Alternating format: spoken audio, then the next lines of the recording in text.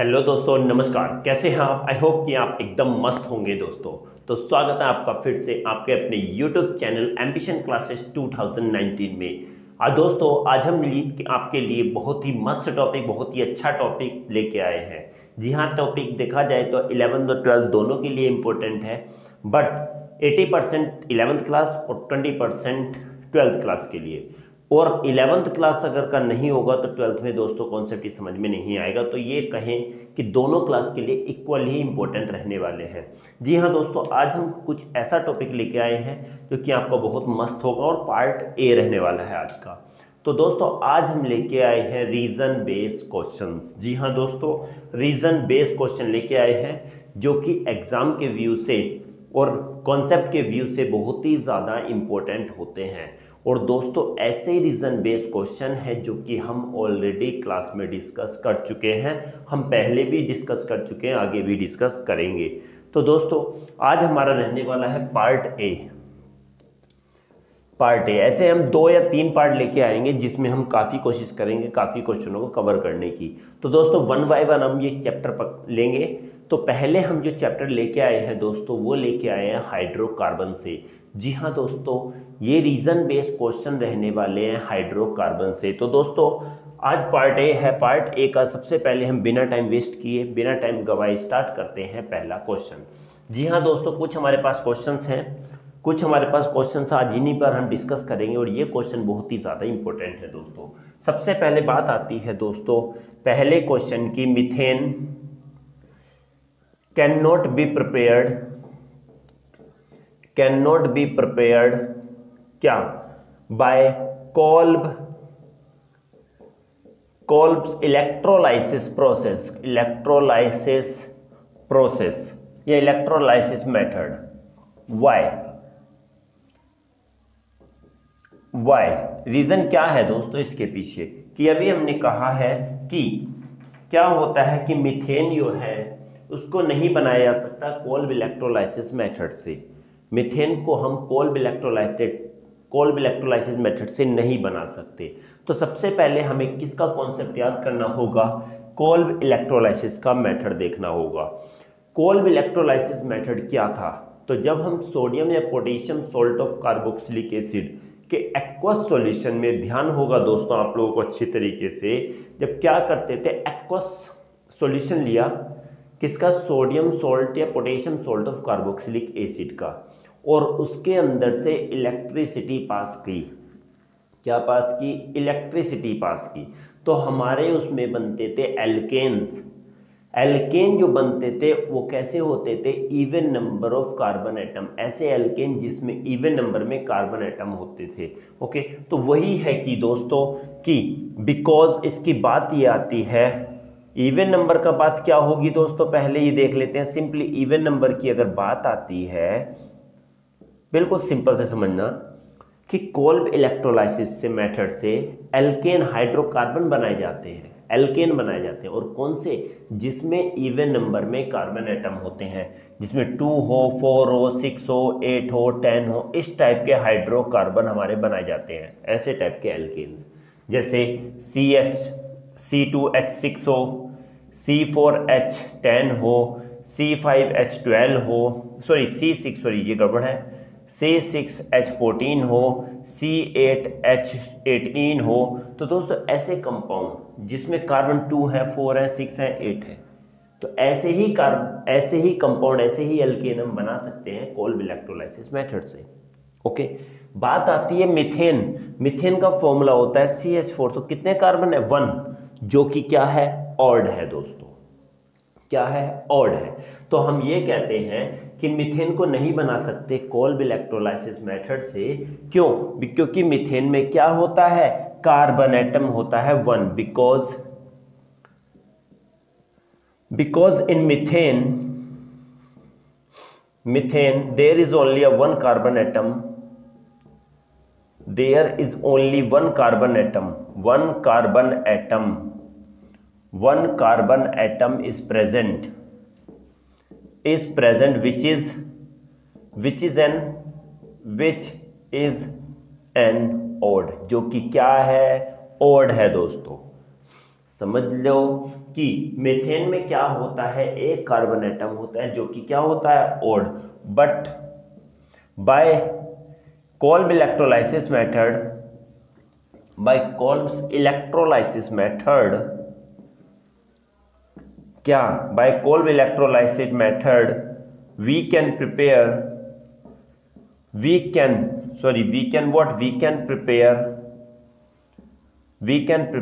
only even number of alkanes। यही reason है दोस्तों, क्या कि मीथेन में सिर्फ एक कार्बन एटम होता है जो कि ओड होता है।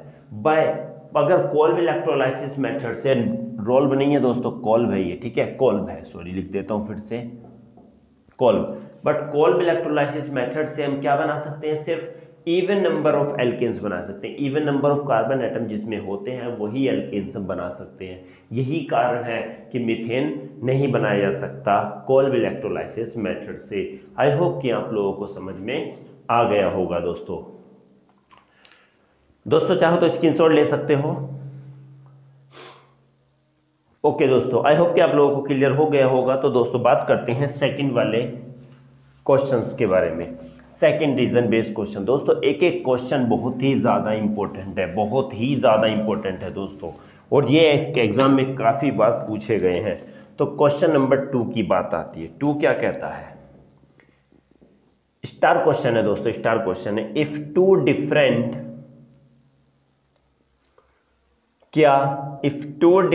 alkyl halides, if two different alkyl halides are taken in Wurtz reaction,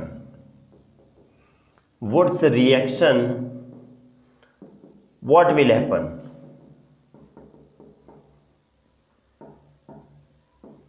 देखिए दोस्तों, बहुत ही अच्छा क्वेश्चन है।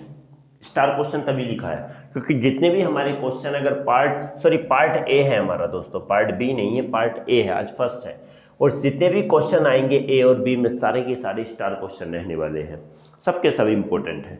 तो बात करते हैं क्या, if two different alkyl halides, अगर दो डिफरेंट एल्काइल हैलाइड्स होती ले इसमें वुड्स रिएक्शन में, तो क्या होगा। तो सबसे पहले हम वुड्स रिएक्शन पर फोकस डाल लेते हैं। वुड्स रिएक्शन क्या होती है, तो वुड्स रिएक्शन ये होती है कि जब एल्काइल हैलाइड रिएक्ट करती हैं सोडियम के साथ, एल्काइल हैलाइड सोडियम के साथ रिएक्ट करती हैं ड्राई ईथर के प्रेजेंस में, तो हमारे वहां पर भी एल्केन बनते हैं जिसमें इवन नंबर में कार्बन एटम होते हैं। क्लियर, हाँ। तो अब हमने कहा गया कि एल्काइल हैलाइड अगर हम लेते हैं CH3Cl प्लस Na और फिर से CH3Cl, ड्राई ईथर हमने किया तो हमारा CH3 सिंगल बॉन्ड CH3 बन जाता था। ध्यान रखिएगा दोस्तों एक एक चीज, और NaCl बन जाता था, 2NaCl लिख देते हैं। देखिए यहां पर एक चीज कही गई है, देखिए यहां पर दोनों में CH3Cl है, दोनों सेम है, ये दोनों क्या है, देखिए दोनों सेम है, और दोनों का नाम क्या है, मिथाइल क्लोराइड है। क्या है दोनों का नाम, मिथाइल क्लोराइड। ये तो हुई हमारी बात किसकी, वुड्स रिएक्शन की। बट क्वेश्चन में कुछ डिफरेंट है दोस्तों कि दोनों एल्काइल हैलाइड जब डिफरेंट लें, हम सेम है यहां पर, तो अगर हम दोनों डिफरेंट लें वुड्स रिएक्शन में तो क्या होगा। देखिए इसका भी आंसर आता है कि दोनों डिफरेंट है तो हमारा वुड्स रिएक्शन WR से है। अब हमारा आता है मेन आंसर यहां से दोस्तों, कहा गया कि पहले एल्काइल हैलाइड CH3Cl ले लिया, Na के साथ रिएक्ट कर दिया, और दूसरा क्या ले लिया, C2H5Cl ले लिया। ये बात इन्होंने कही गई है ड्राई ईथर में जी, ये ले लिया। ठीक है, सिंपल सी बात देखनी है। अगर दो डिफरेंट एल्काइल हैलाइड्स लेते हैं, दो डिफरेंट, ये कि इसमें एक कार्बन है, कार्बन 1 है, इसमें सिर्फ कार्बन कितने 2 है, तो दोनों डिफरेंट हो गया ना। ये मिथाइल क्लोराइड है, ये मिथाइल क्लोराइड है दोस्तों। कॉन्सेप्ट समझाने के लिए एक एक चीज बता रहा हूं बिल्कुल। ये क्या है, इथाइल क्लोराइड है, इथाइल क्लोराइड, दोनों डिफरेंट है ना। दोनों जब दो डिफरेंट लेंगे तो क्या होगा दोस्तों, रिएक्शन तो फिर भी होगी, यस रिएक्शन तो फिर भी होगी, बट क्या बनेंगे, ये वाला रिएक्शन अपने आप से रिएक्ट करेगा। इसमें 3 केसेस बनेंगे दोस्तों, पहला, दूसरा एंड तीसरा, तीनों चीज याद रखनी है। पहला, ये अपने आप से रिएक्ट करेगा इसके प्रेजेंस में, मीन CH3 प्लस CH3Cl, ये इसके साथ रिएक्ट करेगा इसके प्रेजेंस में, तो इसके साथ होके इसके प्रेजेंस में, तो पहली रिएक्शन तो हो गई ये वाली। ध्यान रखिए 2 डिफरेंट है, तो ये अपने आप से रिएक्ट करेगा, अपने 2 मोल्स लेगा और सोडियम के साथ ड्राई में प्रेजेंस करके क्या बना लेगा दोस्तों, CH3 बना लेगा। क्लियर? हाँ, दूसरी बात में ये भी अपने आप से रिएक्ट करेगा C2H5Cl, ये भी अपने आप से रिएक्ट करेगा सोडियम के साथ और ये भी ड्राई ईथर के प्रेजेंस में, ये क्या बना लेगा, सेकंड केस। ये तो फर्स्ट केस था, ये हमारा सेकंड केस हो गया दोस्तों। यहाँ पर सेकंड केस, ये C2H5 देखिए। ओके, हाँ, अब क्या करेंगे, ये इसने इसके साथ, इसके साथ। अब तीसरी बात में ये इसी के साथ रिएक्ट करेगा सोडियम के साथ। समझ में आया ना? पहले ये अपने के साथ, ये भी अपने साथ। अब ये दोनों आपस में क्रॉस रिएक्शन करेंगे, CH3Cl और ये दोनों रिएक्ट करेंगे और यहां पर दोस्तों बनेगा CH3C2H5 बनेगा दोस्तों। ध्यान रखिएगा। तो हम ये बोलेंगे कि 3 कंपाउंड बनेंगे, प्लस तीनों में ये लिख लेते हैं NaCl, सेम वही बन के आएगा साथ में। तो अब ये जब 2 डिफरेंट अल्काइल हैलाइड आपस में लेते हैं, इन दोनों को रिएक्ट कराएंगे सोडियम के साथ और डाइथर के प्रेजेंस में, तो दोस्तों 3 एल्केन्स बनेंगे। 3 एल्केन्स का क्या बनेगा दोस्तों, यहां पर मिक्सचर बन जाएगा। क्या बनेगा, the mixture of the 3 alkanes will form when different alkyl halides are taken in a Wurtz reaction. Then the mixture of 3 different alkanes, the mixture of alkanes are formed along with the sodium chloride. Clear हो गया होगा दोस्तों, पक्का clear हो गया होगा। अब भी दोस्तों नहीं आया तो प्लीज फिर से देखिएगा रिपीट करके। डेफिनेटली ये इसके साथ रिएक्ट करेगा, एक बना लेगा, ये इसके साथ करेगा, दूसरा बना लेगा। अब ये दोनों आपस में रिएक्ट करेंगे, तीसरा बना लेंगे, तो 3 बनेंगे और तीनों का क्या होगा, मिक्सचर बनेगा दोस्तों। आई होप कि आप लोगों को क्लियर हो गया होगा। बहुत ही अच्छा है दोस्तों। अगर समझ में आ रहा तो प्लीज चैनल को सब्सक्राइब जरूर कीजिएगा दोस्तों। अच्छा नहीं लगता कि आप लोग वीडियो देखते हैं और सब्सक्राइब नहीं करते हैं। प्लीज दोस्तों, हम आपसे इतनी धन दौलत नहीं मांग रहे हैं, सिर्फ आपका एक सब्सक्रिप्शन मांग रहे हैं दोस्तों। प्लीज हमें सपोर्ट जरूर कीजिएगा। तो दोस्तों बात करते हैं अगले क्वेश्चन की। क्लियर हो गया होगा दोस्तों ये? यस। नेक्स्ट क्वेश्चन आता है क्वेश्चन नंबर 3 दोस्तों। 3 क्वेश्चन क्या कहता है, क्वेश्चन नंबर 3 क्या कह रहा है? क्वेश्चन नंबर 3 हमारा आता है, ये कहता है there is a steady, STADY, steady लगातार, मतलब कि increase in boiling point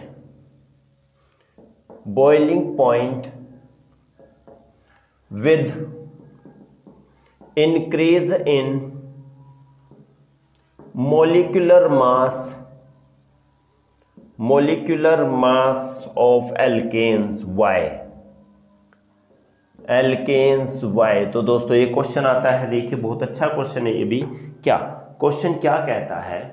question ये कहता है कि there is a steady increasing boiling point with increase in the molecular masses of alkane. Alkanes का क्या हो रहा है, मोलिकुलर मास बढ़ेगा,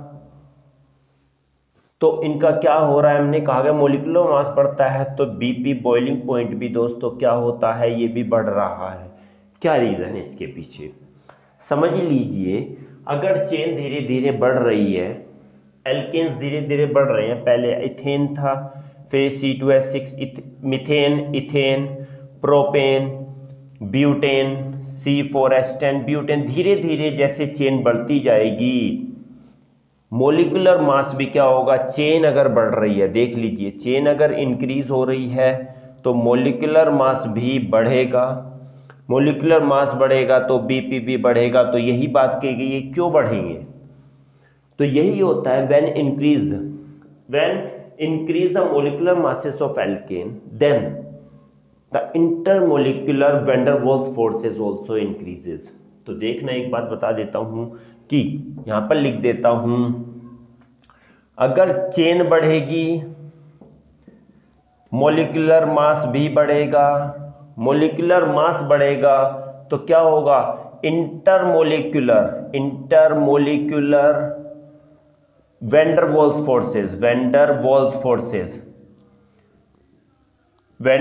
फोर्सेस भी क्या होते हैं, बढ़ते हैं। और यही कारण है कि इसमें बीपी भी क्या होता है, बॉइलिंग पॉइंट भी बढ़ जाता है। सो लिखेंगे इन अ सिंगल लाइन व्हाट, यहाँ पर लिख देता हूँ, चाहो तो दोस्तों इसका स्क्रीनशॉट ले सकते हो, सिंपल हाईलाइट है, मैं लिखता हूँ इसका आंसर। ओके दोस्तों, स्क्रीनशॉट ले लिया होगा, नहीं तो वीडियो को रोक के भी ले लीजिएगा। तो अब यहाँ लिखेंगे due to increases in the molecular mass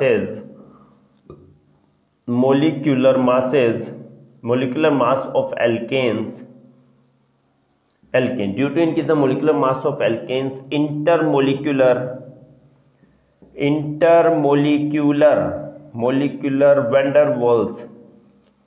van der Waals forces also increases, due to which more energy required to break, more energy required to break, that is why boiling point increases. दोस्तों एक line में answer ये हो गया, देख लीजिए, simple है क्या, कि अगर जो मुझे एल्केन्स का मोलिकुलर मास बढ़ेगा, ध्यान रखिए मोलिकुलर मास बढ़ेगा तो वैन डर वाल्स फोर्स भी बढ़ेगा। मोलिकुलर मास चेन बढ़ेगी तो मोलिकुलर मास बढ़ेगा, इंटरमोलिकुलर वैन डर वाल्स भी बढ़ेंगे, और जब बढ़ेंगे तो बीपी भी बढ़ता है। दोस्तों सिंगल लाइन में ओके, बहुत इजी है दोस्तों, समझ में आ गया होगा। दोस्तों समझ में आया तो प्लीज स्क्रीनशॉट ले लीजिएगा और चैनल को सब्सक्राइब करना बिल्कुल भी ना भूलिए। आई होप कि आप लोगों ने दोस्तों ले लिया होगा इसका स्क्रीनशॉट। ओके हाँ, तो बात करते हैं दोस्तों अगले क्वेश्चंस की। एक एक क्वेश्चन दोस्तों बहुत इंपॉर्टेंट, बिल्कुल भी स्किप करके वीडियो ना देखिएगा। देखोगे दोस्तों बहुत तो यहाँ से माइंड में नहीं आएगा जल्दी से, क्योंकि 1 2 लाइन फर्स्ट टू लास्ट तक देखोगे तभी माइंड में आएगा। ओके यस दोस्तों, क्वेश्चन नंबर 4 आता है। 4 क्या कहता है, if excess of electrophilic reagent is used in substitution reaction,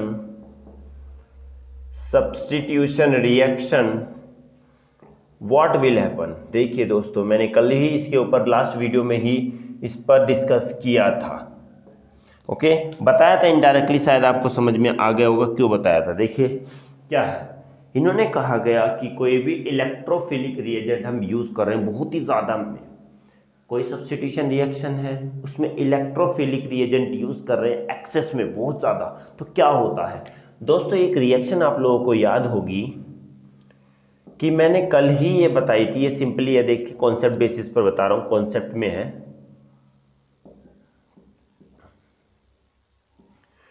कि जब रिएक्शन हुआ था Cl2 के साथ FeCl3 के प्रेजेंस में, तो दोस्तों ये बन गया था कुछ Cl करके, और मैंने कहा था फिर से अगर यही रिएक्शन यूज हो, इसके साथ रिएक्शन करेंगे एक्सेस में, तो क्या होगा दोस्तों, पता चल गया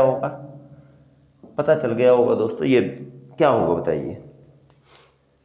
क्लियर हो गया। देखिए हमने कहा कि अगर हम एक्सेस में इलेक्ट्रोफिलिक रिएजेंट, देखिए ये रहा, यहाँ भी इलेक्ट्रोफिलिक रिएजेंट है, यहाँ भी इलेक्ट्रोफिलिक रिएजेंट, तो हम कहेंगे यहीं पर अगर हम एक्सेस लिख दे तो डायरेक्टली ये बन जाएगा। क्या बनेगा दोस्तों, व्हेन वी यूज, देखिए अगर इलेक्ट्रोफिलिक रिएजेंट एक्सेस होंगे तो एक्सेस ही क्या होगा, सब्स्टिट्यूट होगा, जो इलेक्ट्रोफाइल होगा वह सब्स्टिट्यूट हो जाएगा, और ज्यादा यहाँ से क्या हो जाएगा, हाइड्रोजन निकल जाएगा, क्योंकि यहाँ को हाइड्रोजन को रिप्लेस होके एक क्लोरो जुड़ा। तो जब इलेक्ट्रोफिलिक और ज्यादा रिएजेंट यूज करेंगे तो इलेक्ट्रोफाइल एक और जुड़ जाएगा, एक इलेक्ट्रोफाइल और जुड़ जाएगा, मतलब एक हाइड्रोजन को रिप्लेस होके एक इलेक्ट्रोफाइल और ऐड हो जाता है। When we use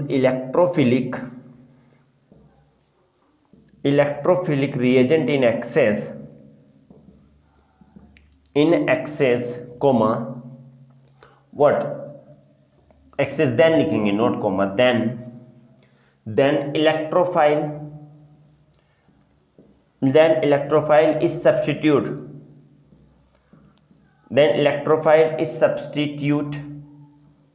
to the benzene ring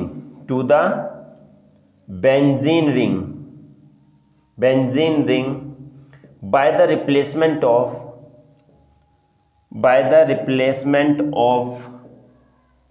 one more hydrogen।